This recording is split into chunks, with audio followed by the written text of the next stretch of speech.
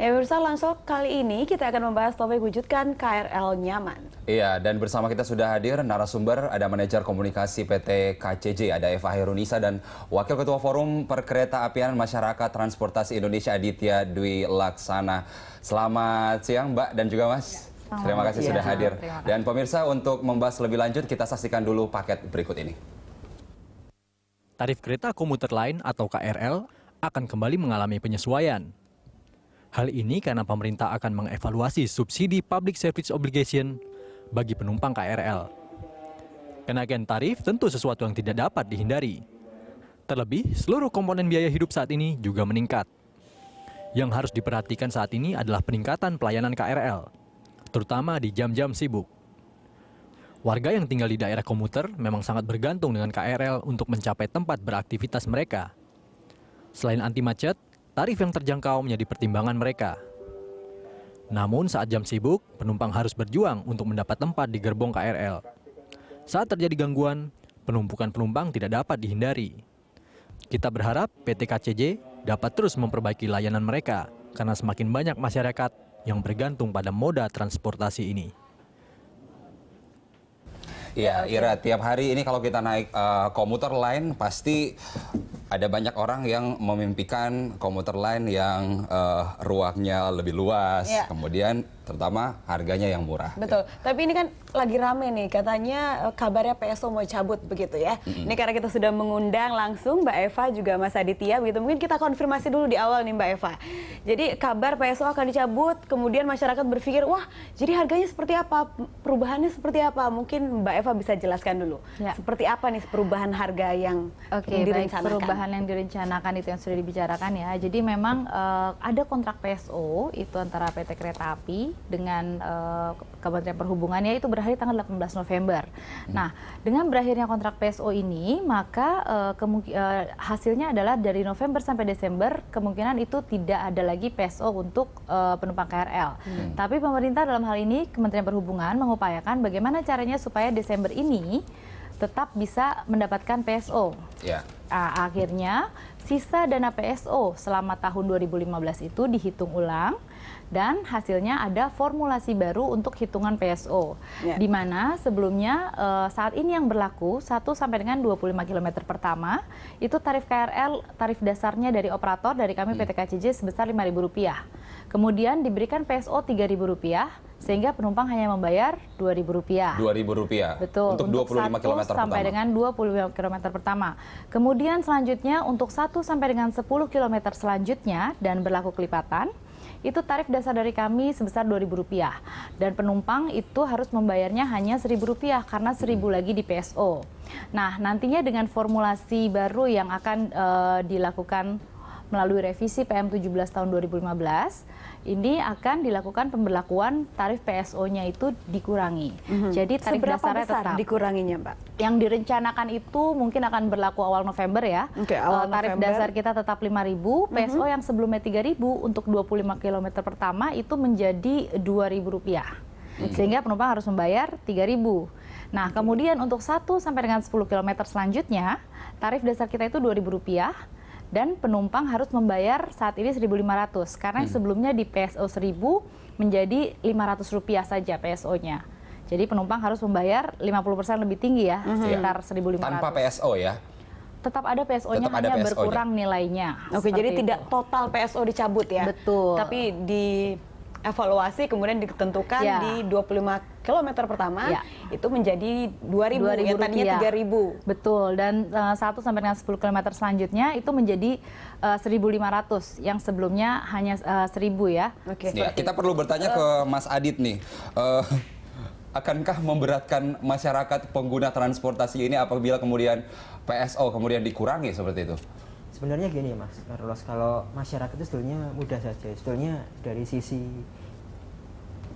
keinginan masyarakat itu adalah perkereta apian itu, kereta api perkotaan itu yang aman, nyaman, kemudian terjangkau. Walaupun harganya mahal gitu. Artinya itu dulu. Artinya bahwa masyarakat sebetulnya juga menghendaki bahwa tarif itu sebetulnya cukup stabil ya, tidak mudah berubah-ubah. Karena kalau kita melihat selama kurun waktu 2 tahun terakhir, tarif KRL itu sangat-sangat dinamis. Di Juli 2013 misalnya sudah berlaku tarif progresif berdasarkan jarak Kemudian karena sudah menggunakan tiket elektronik tapi menggunakan basis stasiun, jumlah stasiun. Di 2014 tarif dasar operator mengalami kenaikan tetapi tidak ditanggung oleh pengguna jasa karena memang diganjal oleh PSO. Di kemarin April 2015 ada perubahan lagi penyesuaian tarif karena perhitungannya tidak lagi jumlah stasiun tapi perhitungannya adalah jumlah kilometer. Tarifnya berubah lagi. Kemudian sekarang ada lagi penyesuaian tarif karena adanya PSO yang disesuaikan. Anda mau mengatakan bahwa pemerintah dalam hal ini dan juga PT KCJ pelin-pelan begitu dalam penentuan harga atau seperti apa? Ini kalau PT KCJ hanya merupakan operator ya. Operator. Itu hanya tergantung PT KCJ nggak berkepentingan ada PSO atau tidak ada PSO. Tapi di sini poinnya adalah pemerintah seharusnya membuat suatu sistem penganggaran yang lebih baik lagi. Sehingga PSO itu memang dari awalnya sudah bisa disesuaikan secara tahunan. Katakanlah nanti dari awalnya kan sebetulnya bisa disesuaikan artinya sampai dengan Desember sehingga dihitung di formulasinya sudah bisa dihitung sejak awal sehingga cukup sampai dengan Desember. Agar cukup sampai di Desember mungkin tarifnya berarti dikenakan tarif yang dibebani kepada masyarakat yang lebih tinggi dari sekarang misalnya. Nah, masyarakat tidak akan mengalami suatu perubahan karena perubahan tarif. Misalnya PSO 2016, maka diharapkan sudah per 1 Januari sudah bisa diterapkan PSO 2016 sehingga berkesinambungan sehingga nanti tidak ada setiap bulan sekian berubah lagi, bulan sekian. Kalau tadi Carlos mengatakan pemerintah pelan-pelan, bisakah lebih disimpulkan bahwa perencanaan pemerintah belum firm begitu untuk beberapa tahun ke depan? Karena memang ada beberapa, ya kalau kita bicara PSO memang dari tahun ke tahun itu semakin membaik dari sisi memang pencairan anggarannya lebih awal, kemudian juga jumlahnya makin. Dulu kereta api KRL Jabodetabek yang disubsidi hanya kelas ekonomi. Kalau sekarang karena sudah ada single class maka tarif AC pun sudah disubsidi, artinya sudah ada perbaikan. Memang kita melihat bahwa mungkin kemarin masih ada perubahan dari kabinet ya, kemudian kita lihat mungkin cara kerja mekanisme penganggaran juga berubah. Nah, kami berharap masyarakat bahwa ke depannya pemerintah lebih perencanaannya, kemudian sistem penganggarannya juga lebih baik lagi. Kita memang harus mengkonfirmasi kepada pemerintah dalam hal ini, tapi saya pengen bertanya, apakah mungkin karena juga pemerintah melihat bahwa dinamika ekonomi kita juga bahwa saat ini PSO misalnya belum terlalu diperlukan misalnya untuk transportasi publik seperti komuter lain, lalu kemudian dialihkan.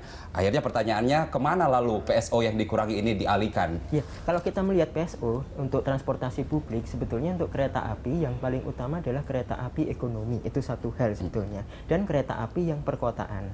Nah, kereta api ekonomi ini terutama kereta api lokal atau kereta api jarak dekat. Kemudian untuk kereta api perkotaan ya seperti KRL di Jabodetabek dan KA perkotaan yang di kota-kota besar lainnya, itu yang sebetulnya paling utama mendapatkan prioritas PSO. Sehingga kalaupun jumlah anggaran PSO itu terbatas, maka seharusnya tetap diprioritaskan untuk kereta api lokal perkotaan, kereta api ekonomi lokal, dan kereta api perintis. Sehingga mungkin kereta api jarak jauh yang sekarang masih disubsidi oleh pemerintah untuk kelas ekonomi mungkin bisa sedikit demi sedikit juga dikurangi kalau memang ada keterbatasan penganggaran. Dikurangi di kereta api jarak cepat ya, dan yang dibutuhkan. Jadi bisakah dikatakan bahwa menurut Anda kemungkinan dialihkannya ke arah kereta api jarak jauh begitu? Ketersediaan kalau kita amati kemarin, justru kemarin di 1 April 2015 juga ada penyusian kereta api jarak jauh pun sudah PSO-nya semakin dikurangi.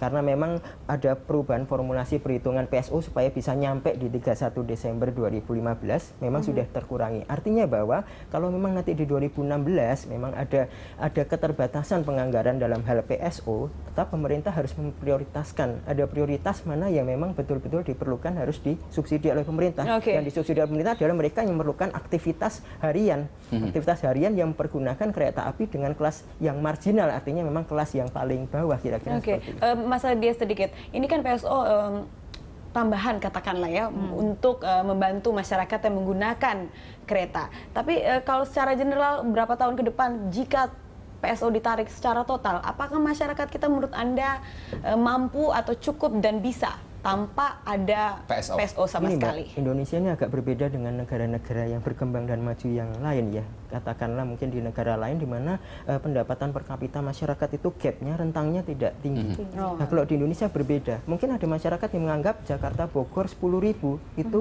murah. Mereka yang di kalangan menengah ke atas, tapi yang di bawah kalau hanya ada satu tarif tanpa ada kereta ekonomi kelas murah 10.000 itu mahal. Nah, atas dasar itu maka diisi gap itu tersebut, diisi gap itu karena memang kereta api perkotaan haruslah single class ya, tidak berkelas-kelas. Sementara rentang pendapatan masyarakat tidak memungkinkan single class dengan satu tarif yang mahal. Oleh sebab itu saya rasa untuk kedepannya pun tetap harus diganjal oleh PSO tersebut. Begitu, dan KCJ ada ataupun tidak adanya PSO akan tetap jalan ya. Betul sekali. Mbak Jadi Eva. kita memang sifatnya sebagai operator KRL, jadi kita tidak berkepentingan sama sekali dengan PSO tersebut ya. Artinya kita punya tarif dasar, itu yang dihitung berdasarkan biaya operasional selama ini, seperti itu. Jadi apabila PSO-nya ditarik ataupun dikurangi, ya berarti akan kembali mengacu ke tarif dasar seperti itu. Ya, tapi menariknya ini sebagai selaku operator mungkin kita bisa bertanya banyak hal terkait mungkin kendala-kendala atau komplain-komplain atau keluhan masyarakat terkait pelayanan dari KRL begitu ya. Nanti mungkin kita akan tanya-tanya itu Mbak Eva ya. Karena bagaimanapun Ira, ketika harga naik pasti yang diserang KCJ-nya. Tapi kita akan membahas di segmen berikutnya ya Carlos, Mbak Eva dan Mas Aditya. Pemirsa, kami akan kembali usai jeda berikut ini.